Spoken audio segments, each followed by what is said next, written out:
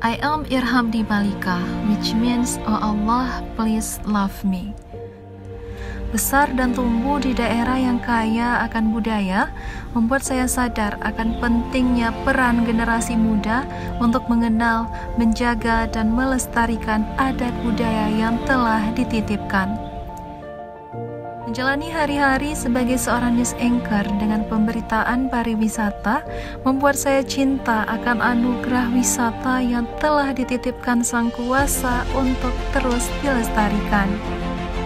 Masjid Rahmatullah Lampu'u menjadi saksi bisu bagi pariwisata Aceh Besar. Reruntuhan bangunan yang terkena empasan gelombang tsunami telah membuktikan.